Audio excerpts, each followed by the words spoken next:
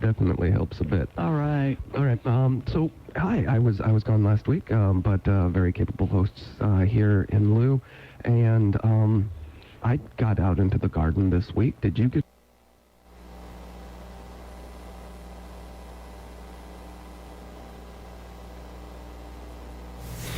No one else in the area, so we kind of adopted him. So Nice. this slowed me down a little bit, but I did get a few things done. And the rain. Oh, yeah. Yeah, the mud was back, and I can always tell when the rain is really bad because our little patio area into the doorway is just covered with mud, and it's this really classy linoleum, and so it gets really slippery too. But the mud was back in full force, and but that kind of prevented me from. You can't pull weeds, like the grass is up high right now, and then the weeds that are in the flower beds and everywhere. If I pull them up, I get more mud than I do just plant mass. Yeah, you have to take off your shoes before you hit the door, or you're going to get some flack from the family. It is why they have mud rooms. You absolutely have to. Because our doorway just opens pretty much. It could be immediately into the living room. And we're planning a new house, but that's the important thing, is a mud room. It is. It's nice to have one of those, and we're fortunate in having one of those garages where you can pull into it, and there's a deep sink there, and you can take off the shoes or something like that. So if you're working in the front yard, you can do that. From the backyard, not so much. Yeah, and like I said, it's been really bad, but it is going to be clearing up this week, and it looks like we're in the 60s for pretty much the beginning of the week. Yep, I'm going to be out in the greenhouse getting those seeds in the dirt and getting that thing going. And one of the things I did to my lawn this week was kind of decimate part of it because, as Ray would say, don't walk on it when it's soggy or crunchy. Yeah. And I did because I was working on a sprinkler system for the Grow Alley area, and I had to test it. It didn't matter if it was raining or not. I still had to test it, so it got really boggy out there. Now I'll have to repair it. Yeah, you're going to have to. Or just it has a way of repairing itself sometimes here, especially if we get a few more barrels of rain. Now, what I need accomplished today, and I've recruited my brother with the help of his riding lawnmower, is plow the front yard. It's just the grass is so high, it needs to come down, and I only have them for the weekend, so I can't wait for it to dry out, where Monday and Tuesday is probably like a really good day to get out there because it will have been sunny for a few days, and the lawn will be nice and dried out there. But I just want to get some of this stuff done because the rains this week, they really do slow me down, and sometimes I get into that groove where a lot has to be done. And then as soon as I stop, it's like, oh, yeah, where was I? What do I have to do to pick up again? Yeah, just keep kind of like when your hair gets out of control and you have to go and get it cut, get it cut. It takes a little while to get it back in shape again. And that's kind of the same thing we'll do because you think you've mowed it, you've got it all nice, and a few minutes later all these little scraggles are popping up in the air again, so you go and mow it again a day or two later. But it gets there. Yeah. And that's where I am right now, is looking out, having my morning coffee, looking out the kitchen window and seeing this scraggly mess of a lawn, and I just want to get that taken care of. But I did actually also this week, and this was one of the things that I could do because it was raining, was build a bug hotel. And we talked about that on the show, and it's essentially just making a stack of logs, and so that bugs can overwinter and do their thing in there. And I planted it kind of close enough to the garden.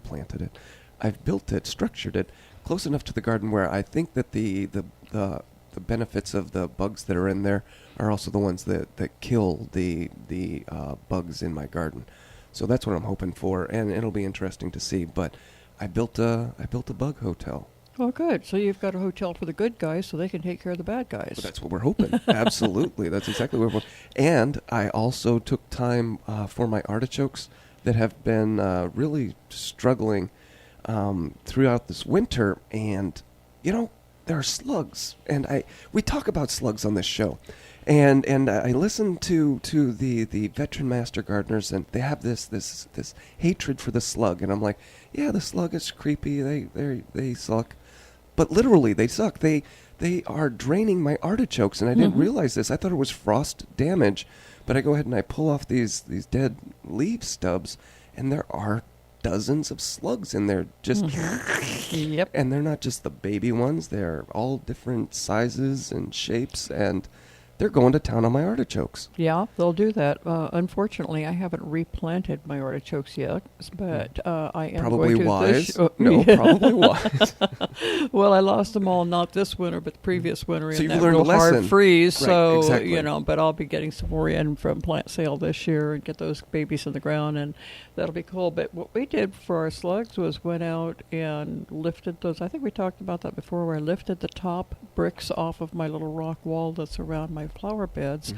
put the slug bait in there so that my animals don't get it, and then put the bricks back on top, because for some reason I found those slugs love to nest in the hollows of those hollow bricks that are Anywhere around the it's flower nice beds. and moist and Mhm. damp, and yeah, I'm doing the beer trap today. I'm gonna get the water bottle and fill it up, and then bury it a little bit in the ground, so that I can get rid of them. And honestly, I've never seen a problem with the slugs. I didn't know what everybody's big deal and big problem was. It's like, yeah, I see them and they're annoying, but you hear about just decimating crops.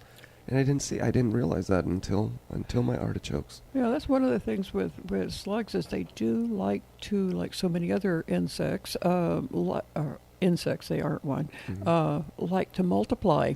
And so Yeah. if we don't take care of them, Gastropods. I had to think of the word. if we Gastropod. don't take care of it while there's a few, there are going to be many. And again, as we talked about on our slug show, I was noticing the just great amount of slugs that are out there, and they're continuing.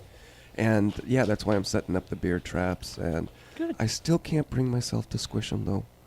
I throw them into dry rock area where I think that they don't have a chance of escaping. Oh, sure they do. Right. I know, but I'm sorry, I'm not going to pop your bubble, but Right. they do escape. Well, I need you to pop my slugs because I need them to be taken care of, and I just can't bring myself to just. So get a vegetable can or a coffee can or something another and toss them in that Bingo. thing, and that'll take care of that. Nice copper pot for them to sit in. Yeah, I was thinking about those this morning. I was looking at the schedule that the ladies use for planting things in the greenhouse, and some of the things that were on the February schedule for seeding and so on was things like the kale and stuff like that. And I'm going, oh yeah, and slugs love that stuff. Right. The nice green leafy things, yummy. Yep, and that's what it is. That's the artichokes that's the leafiness. And I was considering planting some lettuce this week, but after honestly, I'm traumatized from it because I don't want to plant the leafy stuff right now until I've got a grasp on what I'm going to do with the slug. With the slug problem. Go ahead and put your seeds in and let them start germinating and begin to grow while you put your little beer bottles out there for them. Yeah. Did you put anything else in the soil this week? I just did some lettuce and spinach and some radishes. I didn't get my green beans and peas put in yet, but I will. But those are in that raised bed planter that has a cold frame lid on it that I can open and close so that I can start them when the weather isn't really conducive. But they will survive under those conditions. Then I kind of get a head start. Yeah. I got to the radishes also this week. And then in containers, I went ahead and planted some yellow onions and some shallots, and I'm hoping for something from that. And when you're planting this kind of stuff, it's really interesting because, like an onion, you got a little baby onion, and what you're hoping that it gets 10 times the size of what it is, Or more. Right, or you go and you get a bag of 10 pounds for $1.50 or something like that, right? Yeah. So one way is kind of easier than the other might be. Yeah, But, it's like my husband talks about me going fishing, and he says, "Yeah, those salmon that you caught cost us about $150 a pound." right, exactly, because you're having to get the gas, you got the boat, you've got the line, you've got the bait, you've got the time invested. But, So when you're out planting your stuff in your little garden, do you take your little girl with you? I try to. Yeah. I bring the boy in because he's 2 years old right now, so he's walking around, but he is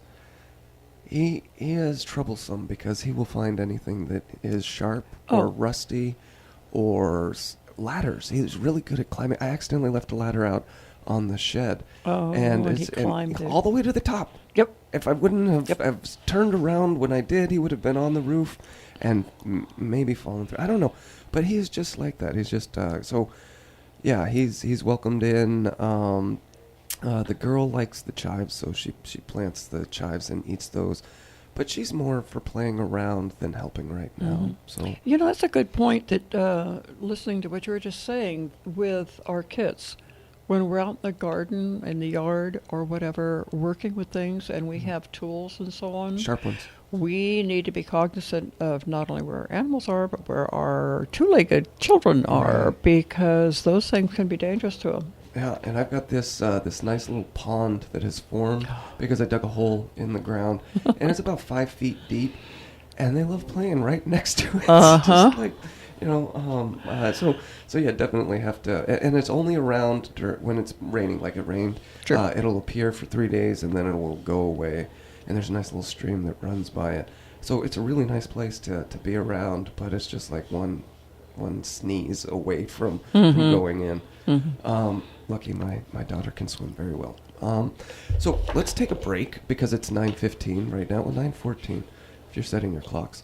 We'll take a break. We've got the news coming up, and when we come back, we will talk about some cold frames because I got some more information about them, and it's a really good time for them. So right now you're listening to The Root of It right here on KOYC 1260 AM.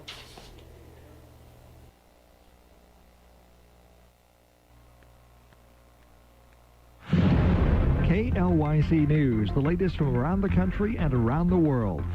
Northeast blizzard, Russian military concerns. I'm John Trout. New Englanders digging out from 3 major storms are bracing for another punishing blast of winter. Rhode Island resident Carolyn Bird has had enough. I think it's very cold and sickening now. No place for the snow to go.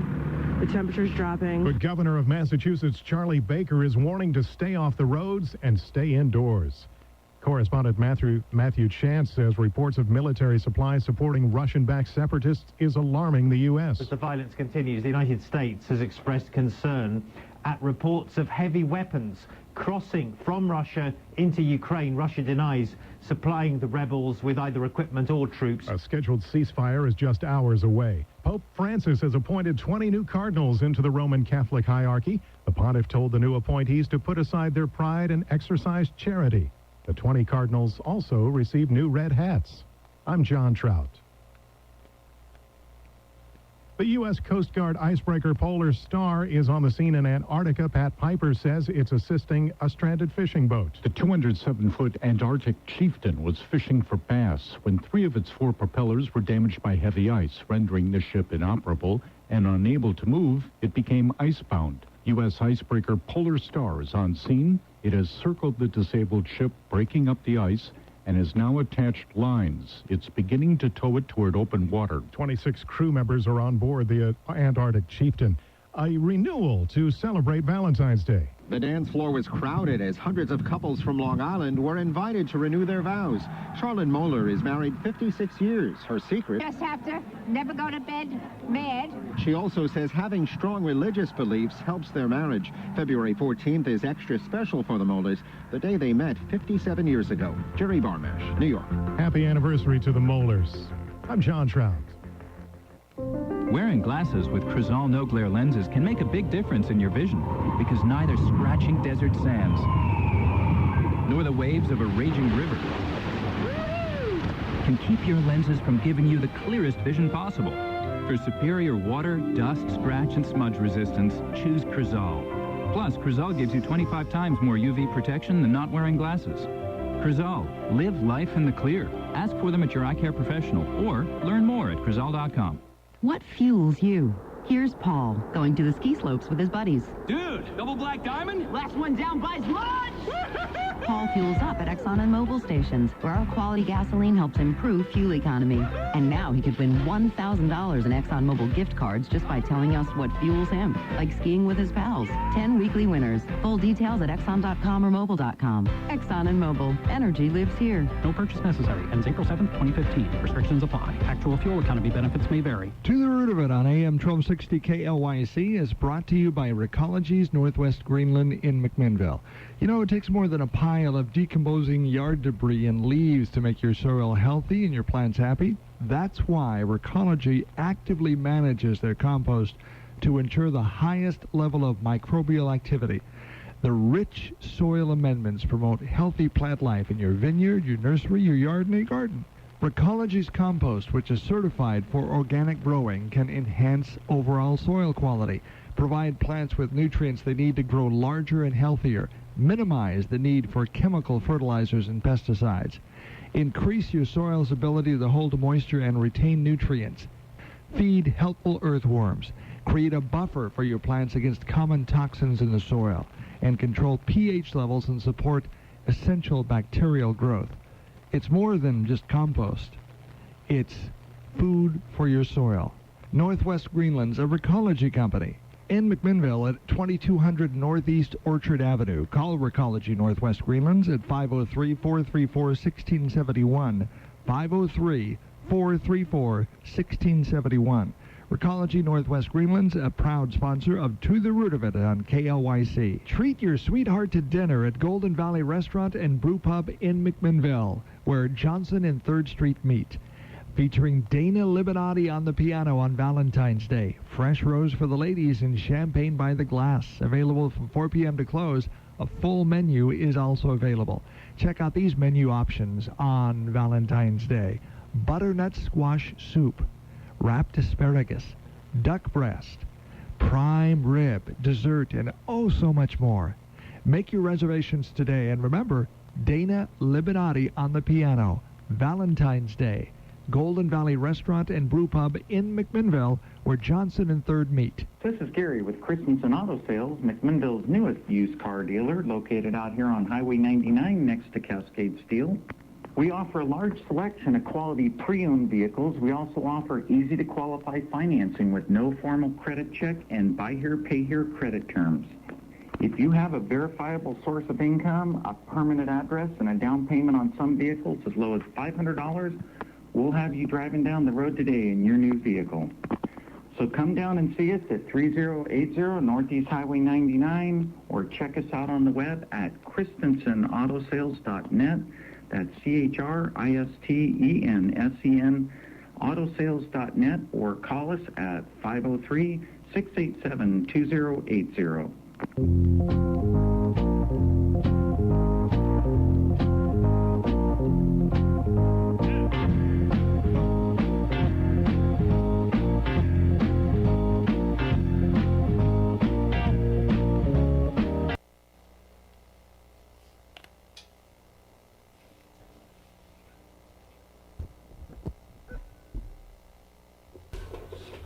And you are tuned right here to The Root of It on KLYC 1260 AM. We are talking about the gardening that we are going to be doing here this week. Hi, Sharon. Good morning again, Kyle. We're back. Yeah, we are.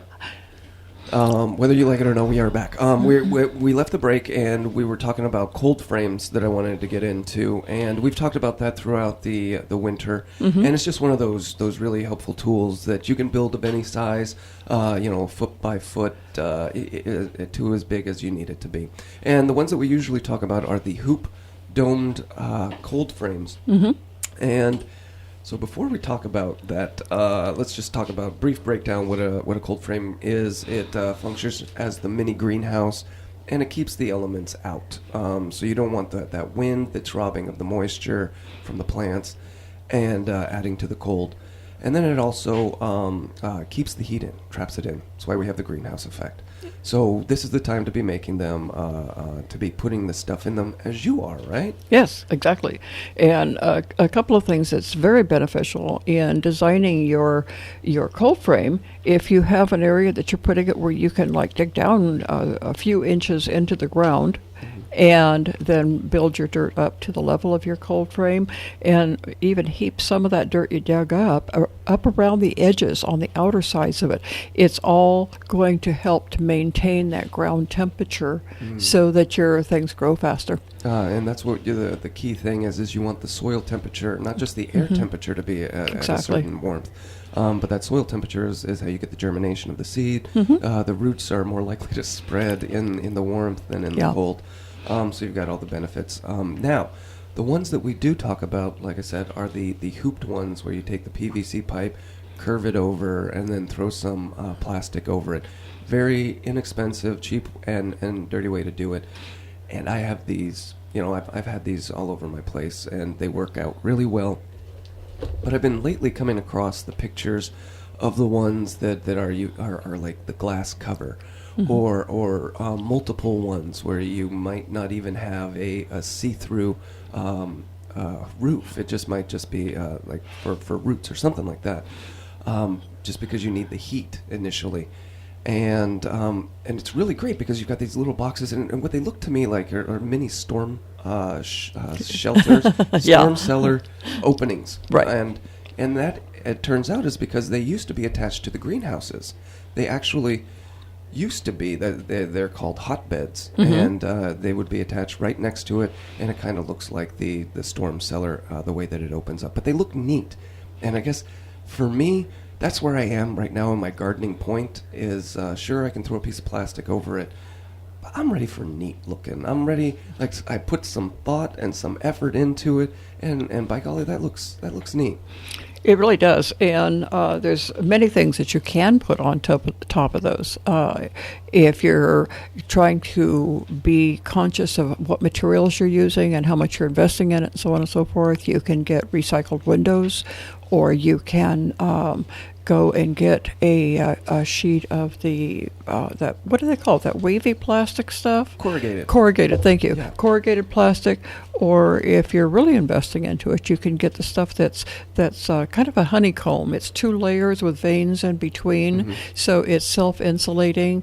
So many options are out there in that direction. And that's what I couldn't come up with is that corrugated plastic, because it comes in the clear, it comes in the green, it comes in all of these different colors. And so you get the white one, and that'll let in a little bit of light, but it's not letting in the full brightness of the sun, but it still gets the benefit of heat. So you can use that as a roof for one of them. In my head, I have dozens of these planned everywhere, because it really is, and it's just a hinge that just opens up at the top, in the back, and you just open it up to close and open it up.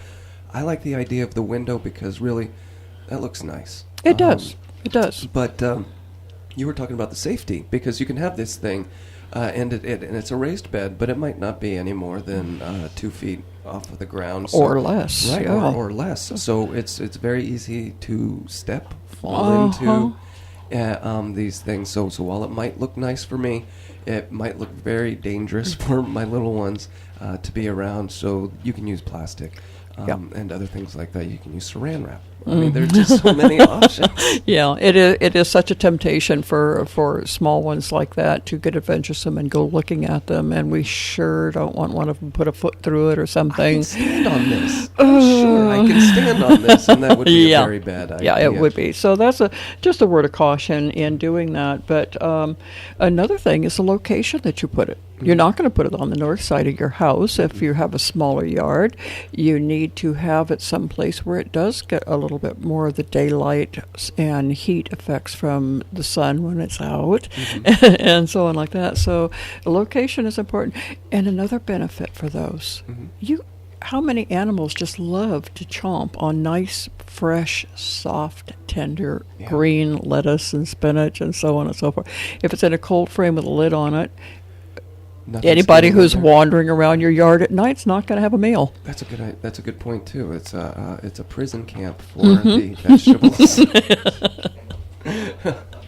So one of the things when we talk about cold frames and cold beds, there is a hotbed, and a hotbed is, and the difference just being one is actually heated. The hotbed you heat with some external means, whether that's an electric heater, a gas fire pit. I don't know what it is, but you heat it. One of the things that works well on that is if you have the availability to do so, and you have a hot water hose that you can run in there that would be on a recycling system where it heats and goes back.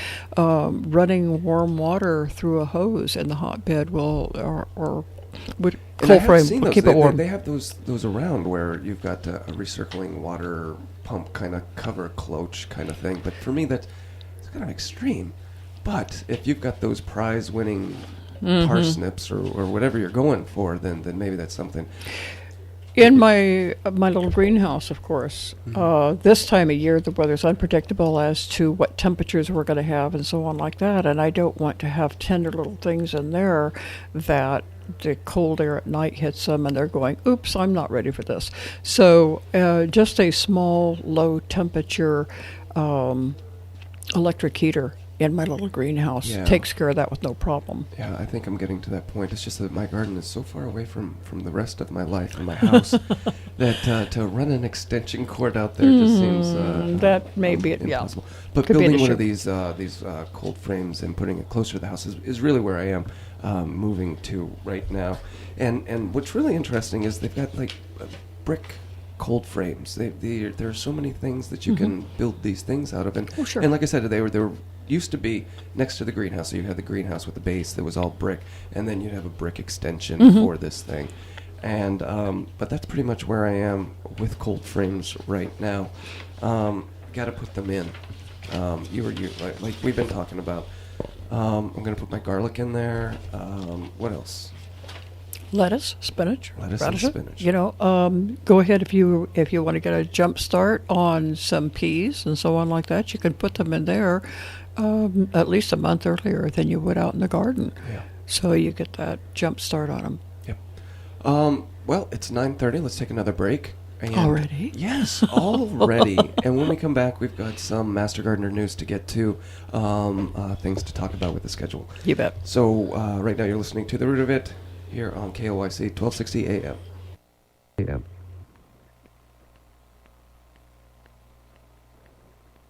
Lucky Dutch Bakery wants to help make your Valentine's Day very special. 2 cookies, 2 chocolates, 2 cinnamon rolls, and a rose for $15. Something for now, something for later, and something for breakfast. Mention this ad and you heard it on KOIC and get the entire package for only $12.60. This special is offered from Monday, February 9th through Saturday, February 14th. Happy Valentine's Day, Lucky Dutch Bakery. Call Lucky Dutch Bakery in Newburgh at 503-419-7872. That's 503-419-7872. The American Legion is the nation's largest and most respected veterans organization. We take the lead in supporting veterans and their families throughout Oregon every day. We have service officers and local Legion posts throughout the state to help all veterans with VA claims, employment, housing, and education benefits, whether you're a Legion member or not. The Oregon American Legion, veterans serving in communities statewide. Find out more at orlegion.org. Need a little help in spiffing up your vehicle a little or a lot? Put the shine back in your ride. Let Jim at J&J Auto Detailing McMinnville help you out. J&J Auto Detailing, 1500 Southwest Baker Street, across from the Mobile gas station. 503-474-1881, 474-1881. Are we back already?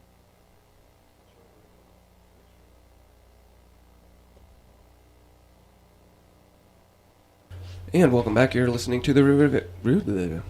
Welcome back. You're listening to The Root of It right here on KLYC. Sometimes you get to talking too fast. And but we have been talking about the cold frames. And I'm looking at my notes here for what we're about to talk about next. And I think the margins might have been offset here because it's got like 3 words here on the left. But anyway, planting garlic. And I think this is really important to talk about because, yep, that's the one. And, oh no, I've got it. Oh, you've got that one. All right. Okay. Yep. No, so planting garlic in spring, can you do it, can't you do it? Because really you're supposed to plant it in October. 6 weeks before frost is actually the ideal time to plant garlic. Did you know that? No, I did not know that. We're not huge garlic eaters, and really? There's just 2 of us at home. So I buy the dehydrated garden that's done by a lady in our area who grows garlic, dehydrates it, and grinds it herself. Wow. So I get the really good stuff, so I I haven't done that. Right. And I think we've tried it once, unsuccessfully, because we were trying to put it into the hard pan clay. Oh. And that wasn't working out too well. But this was, as I was mentioning earlier on the show, one of these bulb vegetables. You plant these little things, and you're just hoping that they get a little bit bigger than they are. Mm-hmm. So garlic you plant 6 weeks before frost. It has time to get this really big thing, and you get this massive harvest that's really great. But if you didn't do that, which I didn't, you can go ahead and you can plant it through the end of February, as it turns out. You won't get as great of a yield, but you will get a good enough yield. And if you're waiting much past this time, the bulb just doesn't have enough time to put the resources into getting a big bulb finish. So when I go home, bam, garlic. Wait, build cold frame. Bam, put garlic in. And how do you handle it? Because I mean, garlic will last for a while, but not for a long time. And are you able to use it all, or do you dehydrate it, or do you freeze it? This is a new adventure. Exactly. Right. This is the learning experience. And what's really great is if you wait this long, it's not necessarily the bulb that you're going after, because along the lifespan of the garlic, there are tasty delicacies to be had, apparently. So initially, you've got the soft, delicate green shoots that pop out. Chop them off. Use them like chives? Exactly, like green onions, like chives. Cool. Yeah, exactly. That worked great scrambled into the breakfast food. So, yeah. Yeah, tasty. And you go ahead and then you allow the plant to develop a little bit further, and you get these tough leaves. And you can go ahead and you pull those, and they're kind of like a green garlic, so kind of a bittery flavor to them, but they're really good if you roast them, and you can mix them in with some olive oil and make a nice little spread. Oh, cool. So everything along the way has got a nice little light garlic flavor. And then next up are these alien-looking garlic scapes. And they appear in the summer, and these are the flower buds, these little bulbous kind of things that are plopping out. Again, you can take those off, and you can go ahead and fry them up. You've got little garlic tasty kind of things too. I'm going to have to try that. We don't use a lot, but I can certainly put in a couple up and see how it goes. And then the flower comes. Eat the flower. The flower is pretty too, isn't it? Right. Yeah, it's really a pretty flower. Yeah, I'm thinking of the chive flower right now, which is this dark purple kind of thing. But these ones, and so again, chop it off, eat it, and then when that is all done, you've got this bulb under the ground, and you go ahead and you pull that up and you eat it. Wow. Sounds like a. Do you ever do? What was that? The one they call that they make the big giant garlic, elephant garlic. Giant. Well, there's is that what they Jersey call it? giant. Oh, yeah, I know. No, elephant garlic. Absolutely, elephant garlic. Yeah. You know what because that comes in the store, and for me, that's like this huge garlic, but it doesn't really have the pungent flavor. For me, it's not as sharp. I know my experience with that was at a restaurant that did some pretty unique dishes and so on, and they took that elephant garlic and I guess they somehow or another like crushed the top so it would open out like a flower a bit and dipped it in a batter and deep fried it. Wow. Oh my goodness. Yes. Kyle, I ate almost the whole thing. My husband said I reeked of garlic for a week. But it was yummy. No, that is the tough thing about chopping up garlic is my hands. I actually took to having to buy gloves to chop it up because for 3 to 5 days my hands smell like garlic. And I can see why people don't eat enough garlic because it is a process to get into. It is, and the gloves will help with that. I know I like to make pepper jam for my boys sometimes, and they'll do the same thing. Oh my goodness! Oh my gosh, working with peppers is really hard because you just accidentally get that eye rub, and it's all over. It is. But I'll have to try that garlic. That's interesting. Now you've got me going. I'm going to have to, Well, no, through the end of February. The roasted right? garlic. I mean, you're absolutely right with the elephant garlic is the perfect size for that. You put it in, you even cut it off, and you can dip that spoon right in and just scoop it all out after roasting it. Yep. Yeah, and it's really nice with a nice little dressing, like a ranch type of thing or something for a dip. Oh, yummy. Yep. Yummy. So that's garlic. Yep. And we can stick on to the bulb theme because we've got the Amity Daffodil Festival that is coming up. Oh, yeah, I'm so looking forward to that. That's at the Amity Elementary School. And it's going to be March 21st to the 22nd, 10 a.m. to 4 p.m. So that is coming up in a little over a month here, right? But it's always nice to mention we'll be doing the show live from there.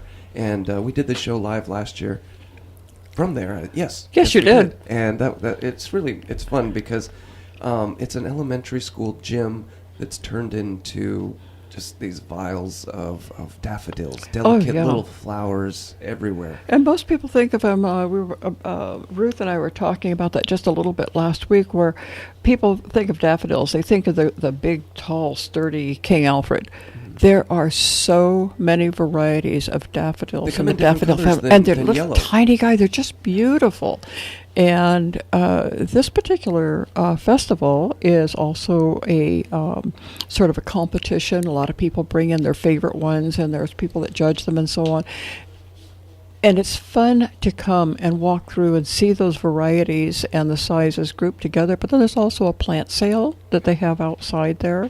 And they generally have, the school students are the ones that are helping put this together. It's not just us, but it's a lot of other folks that are in there. Yep. And again, that's the Amity Daffodil Festival. This is their 21st year. It's going to be March 21st to the 22nd. More information at daffodilusa.org. And as you were mentioning, it is a competition. There are prizes to be won. Yes, sir. And the web address, daffodilusa.org, has a list of all of the daffodil festivals throughout the country. It's serious game. Yeah. And one of the things, if you're not jotting this down as quickly as you think that you might, in order to remember that, if you just go in and use your search engine and look up Daffodil Festivals Oregon, you're going to find it there. Amity Daffodil. It's right there. Bam. So. And I've gone every year that we've been here. So for 5 years going, I'm a veteran of the festival. It's fun, and it's because, like you said, the delicate. It's the little small ones that get me. They're like the size of a thimble, and just somebody produced that. They intentionally hybridized. I like this trait. I like this trait. Let's make it smaller and smaller and smaller. Yep. Bam. Cross-pollinating. Yep. Taking that paintbrush and take a little bit of the. I just lost the it. Genetic paintbrush? Yes. Get a little bit of those things out of the middle of the one and the pollen, thank you, and putting it into another one and then seeing what's produced. Yep. And it's amazing what can happen. Yeah. So that's one of the festivals that we have going on. What else do we have? There'll be the Camellia Festival in Newburgh. Yes, in Newburgh, and that's a really nice one also. I've beautiful. Never attended that festival.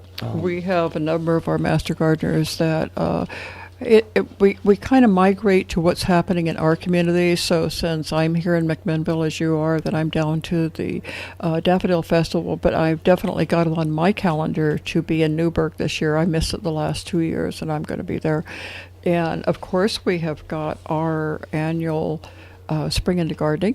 Oh, yes, it is. That's going to be right at the McMinnville Community Center this year, and lots of parking in that multi-level parking area that's over there. There's going to be many really good speakers. Eight separate classes. You can pick which ones you want to go to. Catered lunch from a company that is bringing all the food in for us and everything, and door prizes. There's a lot of door prizes. Raffle table. There's 3 major awards from the raffle table this year again.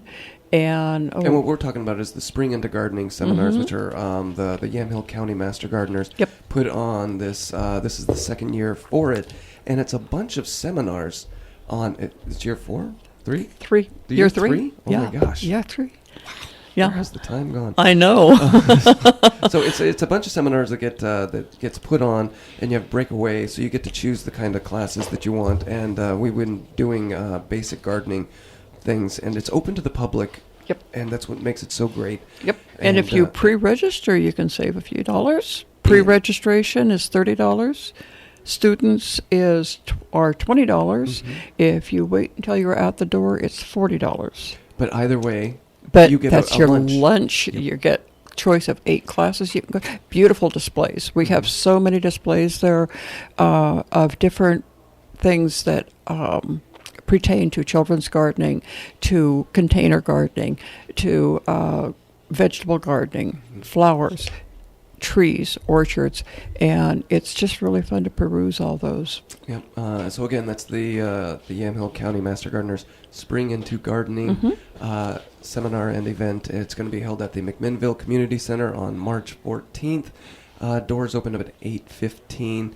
You can find out more information by going to yamhillcountymastergardener.org. Uh-huh. Yes. Yes. I got all of that out. And what else do we have to do? We've got... what? Did you run out of things to talk about? No, not really. I could probably chatter on for ages and ages. Right now, we have a lot going on at the Master Gardener office with our new classes that are going on. We're working still with... Did you read The Grapevine, which is the Master Gardener's of course, newsletter? Of course, and that's getting better and better all the time. The calendar is getting... going into The Grapevine and looking at it, if you want to know what's going on for the month throughout our area as far as the gardening events and so on, or workshops where you might come and be able to learn something, they're all on the calendar. Yeah. Yeah, that calendar, especially now that we're getting into spring, it's gone from being a half a page, quarter page, to now it's a full-blown page of things that they're going to be doing, not just for Master Gardeners, but also seminars and workshops, like you said. But also, there are plenty of little articles, and again, that's available at extension.oregonstate.edu/Yamhill. Very good information, but it has the class schedule for our new classes. It also has pictures of the new class. I haven't been down to the new class, so I haven't seen them. So it was nice to okay, that's the incoming group. Yeah, those are some of the best pictures we've had. Heather did a great job with getting those shots, and this class this year is 26 people strong. Wow. That's a lot of people being interested in joining us, working with us, learning with us, and helping out with things in the community.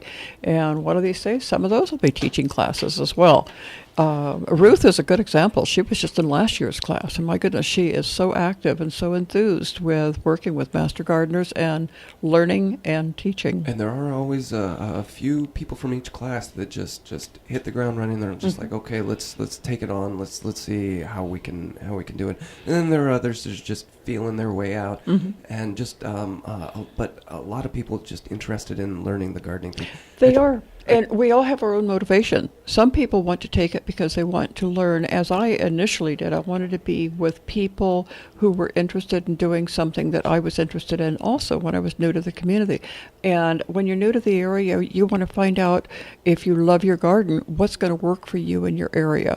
Master Gardeners is a great way to learn that. Other people do it because they want to volunteer their time and help other people in the community and help learn how to teach other people in the community. And even like with our farmers market, it doesn't start till May. But at that point in time, farmers market, we have a booth there every week here in McMinnville. And there are usually at least 3 different people who are down there. If you have a bug or a plant or a weed or anything you want to know about, you can stop in, say hi. And if we don't have the answer right then and there, we'll take your information, find it out for you, and get it back to you. So it's a fun group to work with. Yeah. So that's the update for our Master Gardeners listeners. And and if you can't be a Master Gardener volunteer, which not everybody can, get the time in.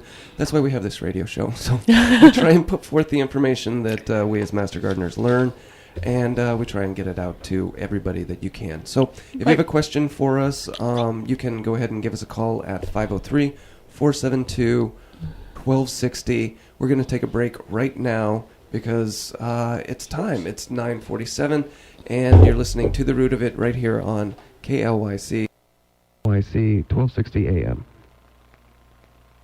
Music, news, and sports 24 hours a day right here on AM 1260 KLYC. This is your NBC Sports Radio update. Let's go right right to the scoreboard in college basketball. Men's play, number 23, Ohio State in action right now in East Lansing against Michigan State. Right now, it's the Buckeyes 20 and the Spartans 18. 6:25 to go in the first half. Also in action right now, number 12, North Carolina out against Pittsburgh. That game is tied 16-16 halfway through the first half of action. Later, number 1 Kentucky puts its 24-0 record on the line, hosting South Carolina. NBA All-Star Weekend is in progress. The All-Star Game set for tomorrow night. That's at 8 o'clock. The All-Star Slam Dunk Contest is set for later today. NHL, 10 games on the ice. The first one, Edmonton at Ottawa. They will drop the puck for that one at 2 o'clock Eastern Time. I'm Jeff Nathanson, NBC Sports Radio, and the NBC Sports Radio mobile app. Get in the zone. AutoZone. Hey. Oh, no. What you doing? No, look at me. Where are we going? Why me? Hey, you know you might have a problem. Look at me. Hey, down here, the flashing light. Why is my check engine light on? The flashing light. The check engine light can really be annoying, but knowing why it's on is important. Stop by AutoZone. We'll pull your trouble code for free and help you figure out what's wrong so you can keep moving. Get in the zone. AutoZone. With the season in full swing, the NBA is teaming up with JBL, the official sound of the NBA, to amplify your audio experience at the game, on the court, and at home. With fast breaks, buzzer beaters, slam dunks, and the roar of the crowd, JBL brings the exciting sounds of the game to a new level through superior sound quality in products like headphones, portable speakers, and home audio. Check us out at your local retailer or shop online at JBL.com. JBL, the official sound of the NBA. Hear the truth. Full Service Radio, keeping you updated with sports information, news, and the best music around. The Cruise, AM 1260 KLYC. Did you know that a burglary occurs in this country once every 42 seconds, and that a home without a security system is up to 3 times more likely to be burglarized? D&D Electrical McMinnville wants to be your security contractor. D&D Electrical is a licensed low-voltage contractor and offers everything from intrusion to fire to digital surveillance and 24-hour central station monitoring. 503-472-4003. Ready to go to work for you right now. D&D Electrical McMinnville. Treat your sweetheart to dinner at Golden Valley Restaurant and Brew Pub in McMinnville, where Johnson and 3rd Street meet. Featuring Dana Libinotti on the piano on Valentine's Day. Fresh rose for the ladies and champagne by the glass. Available from 4 p.m. to close. A full menu is also available. Check out these menu options on Valentine's Day. Butternut squash soup, wrapped asparagus, duck breast, prime rib, dessert, and oh so much more. Make your reservations today, and remember, Dana Libinotti on the piano. Valentine's Day. Golden Valley Restaurant and Brew Pub in McMinnville, where Johnson and 3rd meet.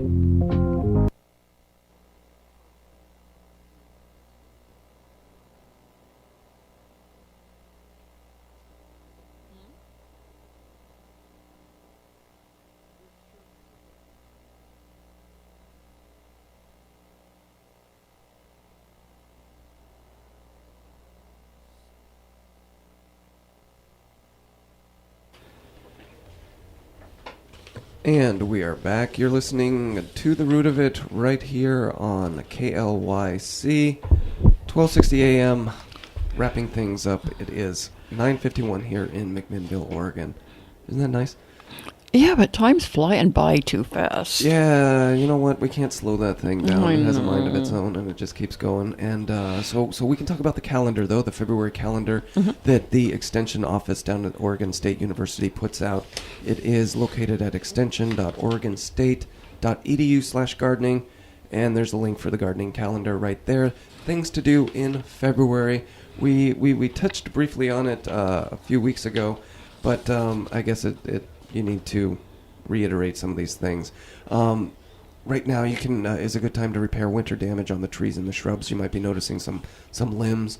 I actually last weekend got to an oak tree, an entire oak tree that fell on my uppermost property fence, and it caused a little bit of damage on that fence. It just fell down. So I pulled out the chainsaw, and oak is a very tough wood. Yes, it is. And My chainsaw, it's a rancher, and it's a nice size, but it's not big enough. It's good for cutting maybe 6-inch limbs. But when you're getting those 12-inch big trunks and 24-inch trunks, it's just not the power that I need for it. But it was capable. We muscled through it. But this is a really good time to look out there and see those fallen branches and trim them up, because pretty soon everything's going to start growing, and this is the better time to do it. There you go. Do you have a wood burner at your house where you can season that wood and recycle it right into heat for the home? You know what's really funny is my plan for that wood was a bug hotel. Like, I wanted to incorporate some of those limbs. Well, the limbs, into my bug hotel. But the bigger ones. No, I don't have a stove anymore. But you're absolutely right and it's an oak tree, so this is good, thick wood that would be really good seasoned. But they're a dime a dozen for me. They're all over the place. Yeah, if you have them falling down on the yard, you probably have no problem finding the wood you need for your bug hotel. Exactly. No, and they have no problem finding hotels, even if I'm not putting up the Hyatt or the Four Seasons, whatever I'm doing. So we then, next in the calendar is the cold frame, which we went ahead and touched on. An interesting one for me here, the next one being fertilized rhubarb with manure or a complete fertilizer. Now, I'm not a rhubarb kind of guy. Do you intentionally plant it? No, my husband doesn't really care for it. A lot of people absolutely love it. My favorite way is strawberry rhubarb pie, but... yeah, and it's because you have to put the strawberry in with it, and you have to put the sugar in with it. Otherwise, it's a weed that is very useless, and I think that it be termed as such, and we can put it to bed now and stop using it. Because it's like putting lipstick on a pig. Kind of. No, it's pretty. It's useful. We can do things with rhubarb. So if you're into it, though, now's the time to put a manure on it or a complete fertilizer. Oh, we're going to hear from the rhubarb fans, aren't we? And if you do have comments, you can go ahead and email me or Sharon at totherootofit.com or Kyle at totherootofit.com. I await your rhubarb hate mail. Now is a good time to also prune the grapes that you might have that one vine in the backyard or in the garden. I went ahead and pruned my grapes, and I've got this huge big grape vine pile right now. I've got one grape plant in my yard, but my neighbor has several very large ones, so I have to prune theirs because they come over the fence onto my side. And when I first moved there, I could not get within 6 feet of my fence line because of their grapes, and they got very angry with me because I came out and started pruning them. And I'm going, but I can't. Irresponsible. But I can't park my car there. And so anyway, I said, by the way, I'm a master gardener, so I know what I'm doing. But I did prune it, and I'll tell you what, since I started pruning my side of their grapevine, they are getting a much nicer production and everything on there. And grapes need to be pruned. They do. They will grow out of control, and there's only a certain part of them that produces grapes. That's right. And so if you're growing everything else out there, you're taking the energy away from the grapes to be produced. So, I think you did the responsible thing. You're a master gardener. Yeah. It's not like you have a license to kill. No, you didn't kill it. No, I didn't kill it. I was very careful selectively pruning it. And I did plant one grapevine of my own, and I just wanted one for eating. And I found this one called a Candide that is just, I think that's the proper name of it. Is that a seedless table grape? It is, and it's very tiny, but they are the most tasty little grapes I've ever had. They're really good. Yeah, you're preaching to the choir. I'm planting I just went ahead and I'm planting a whole acre of the things. So now's the time to trim and prune. I hear this is a really good area to plant grapes. It might be. Especially if you've got a slope, and I understand you have a pretty good slope on your property. Yep, and now is a good time to also prune those fruit trees and blueberries, and we talked about that. So that's the maintenance. Prune the clematis, the Virginia creeper, and other vining ornamentals. Also a good time because they're vines. if you've got a vine, now's a good time to prune it because they're going to be waking up here within the next couple of weeks. Yeah, some of them in my yard are. I've got a climbing hydrangea that goes up a big trellis that I built appropriately about 2 feet away from my fence, so it's not invading my neighbor. And it is already popping out with buds on it, so I need to get out. Those things can go 30 feet tall, and I don't want that, so I have to keep it pruned so that it's manageable in my backyard. Yeah, I'm seeing the buds that are starting because of the warm spell, and then we really haven't been getting that cold, frostiness. So the plants really think that they're living in heaven right now, and they're like, hey, okay, we'll come out for a little bit. I saw the first signs of yellow from my daffodils. I haven't seen mine yet. Mine are always the last to come up too. I mean, I can drive everywhere and see these yellow things, and I've got huge amounts in my front yard. And mine don't pop up for 2 weeks, maybe a month after everybody else's. You're in an area where probably what you're looking at in other people's area is perhaps that they're closer to their buildings or something. Right. Exactly and yours is you've got acreage and they're sitting out further away, so they don't get the benefit of more warm soil. Yeah, that's exactly what it is. Boy, using that deductive reasoning. That quick deductive reasoning. What else do we have on here? We were talking about planting the seeds of... how about our peppers? Peppers. Oh, and they're going in. In fact, they started going in, seeding them in the big greenhouse, and I need to get them going at my house, in my little greenhouse, because peppers are so wonderful. And when you pick them fresh out of your garden and you take them in the kitchen and start adding them to whatever you're fixing for your meals, whether it's an omelet in the morning or dinner, but the key is, and this is the big key in Yamhill County, is you need to plant those now in the greenhouse where they've got time to warm. Right. And they'll have essentially about 2 months time going into the summer. Yeah. Because if Ray's down in California, he's talking about these peppers that are already sprouting and already doing all of their things. So these things come from a warmer climate where right now they should be experiencing a sun and not any kind of coldness or dampness that they have right now. So you take your peppers, put them on top of your dryer, stick them on the kitchen counter, put them in your greenhouse. If you got a nice window that's getting sunshine, and you can even take some of those little plastic containers like that you bakery goods out of or something like that, put a few seeds in there, close the lid back on, and put them around a sunny window, and they're like a little mini greenhouse inside. And then when your yard warms up enough, take them out and you're looking for soil temperature 60 to 70 degrees. You need that to be nice and warm. The pepper, very finicky, I found. It doesn't really like the cold soil tall. It really doesn't. And I had planted bell peppers and poblanos and so on last year, and for some reason my bell peppers did not do well, but I had poblanos coming out my ears. So I froze a bunch. Yep, got to, and so that's the key as we wrap up the show because it's 10 o'clock. Yes, the key to peppers, as we know, tomatoes also getting a head start in the greenhouse, in the cold frames, in the hotbeds. I need to go home and prune my parsley so it doesn't go to head. Bolting. Yes, it'll bolt on you, and you'll end up losing it. But especially with these cold crops, they prune nicely. People that have kale already in the soil, people that have lettuce in the soil. We've got this 60-degree temperature coming up. I'd be curious to see if it's going to go winter bolting of these cold crops. Well, Sharon, I'll see you later. Okay. Well, it's good to be with you this morning. Thank you. Thanks. And good morning, Ray. Yeah, thanks for tuning in. If you missed any part of the show or you want to catch it on the rerun, go to youtube.com, search KLYC. To the Root of It is right there. You can also catch it on facebook.com.